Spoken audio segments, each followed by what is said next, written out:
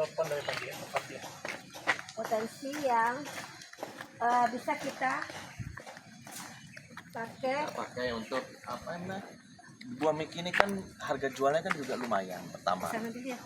Lalu kemudian yang kedua, dia itu pohonnya ketika di proses pembuahan tuh tidak kena ulang. Jadi itu bisa digemari oleh orang kan. Beberapa tuh alpukat, pohon alpukat itu tidak suka ditumbuhi atau didatangi oleh ulat. Lalu kemudian ketiga, alpukat miki itu rasanya tuh lebih karena banyak lemaknya itu jadi lebih enak rasanya. Bisa dilihat tuh, itu alpukat miki.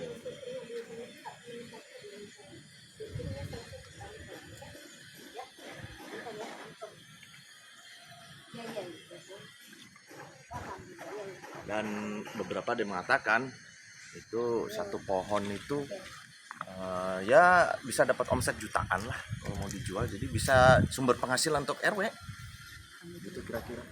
Luar biasa. Ini namanya panci ketemu tutup. Karena kami kan maunya terintegrasi dan antara organik dan non organik benar-benar bisa kita optimalkan sebaik mungkin ya Pak Kasihan ya. Gitu. Sehingga nggak ada yang tidak terolah secara optimal. Betul. Karena kan bank sampah saya ini cuma konsen di non organiknya.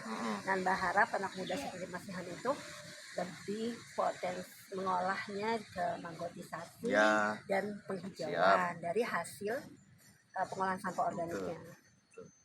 Insya Allah mudah-mudahan Allah mudahkan juga langkah-langkah melahirkan anak muda yang concern dengan sirkular ekonomi itu yang Mas Ihan nih kan saya melihat potensi Mas Ihan nih sebagai generasi muda yang peduli dengan lingkungan hidup. Nah saya juga karena juga peduli dengan lingkungan hidup terutama di Bank Sampah sebagai ketua komunitas Bank Sampah se-Cimanggis. Nah pengen mau mengajak kerjasama dengan Mas Ihan karena melihat potensi yang sudah dimiliki beberapa di lingkungan sini ya di RW 19. Kemudian ke depan apa yang bisa kita ajak dijadikan kerjasama untuk demi Cimanggis yang bersih, sehat dan hijau ya. Insya Allah begitu. Nah apa yang bisa Mas Ihan perlihatkan kepada saya apa yang sudah dilakukan di lingkungan ini, minimal di lingkungan Mas Ihan tinggal ya. Kan Mas Ihan sudah ada pemilahan sampah ya.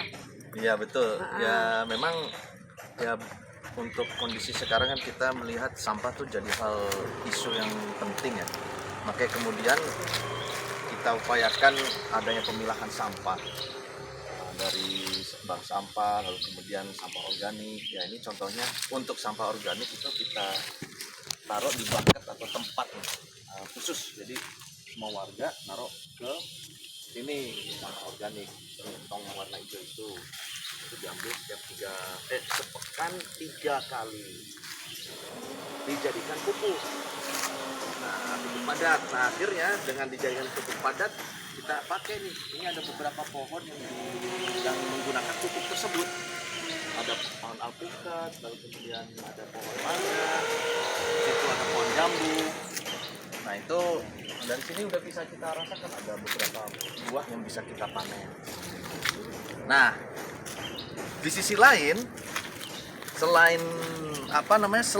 jadi pupuk, sampah sampah organik ini pun bisa dibuat untuk maggot. Itu untuk jenis lain ya. Maggot itu kan dia bisa dia memakan kemudian itu nanti bisa jadi untuk pakan ternak atau pakan lele. Inti itu jadi sirkulasi ekonomi baru. Jadi sampah itu nggak cuman berakhir begitu saja. Cocok sama passion saya. Bisa kita bangun nih kolaborasi bersama bisa, Bu. Cakep banget Pak. Itu bisa tadi maggot ya, atau kalau tadi juga ada ide yang ekoenzim pun itu pun juga bisa. Ekoenzim tadi bisa dengan bentuk ekonomi lain juga. Nah, mungkin di sisi Bu Lolita yang sudah pernah inisiasi ya, cerita waktu itu ya.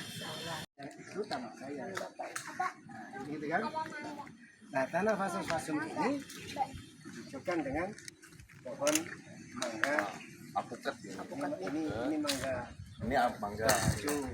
Oh, noronya nggak kuat. Nah, kalau ini gimana? Terus kita tanam. Iya. Apokat Niki apa ini? Ini Niki. Oh, luar biasa bagusnya ya, sampai Bu Utu mau promosiin kemana-mana. Nah, sekarang untuk Itu yang fasum-fasum juga. ini fasum-fasum. Mangga. Ini pohon mangga dari kecil. Mangga muda. Jadi kami dulu kalau sekarang amat jelas pada ini saya Iya. Jadi gini, ibu nanya aja dulu.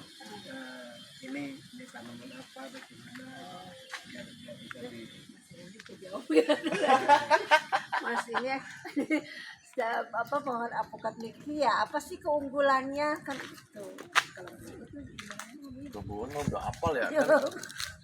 Maksudnya kan kayak apokat Niki mungkin kan ini daging lebih tebal.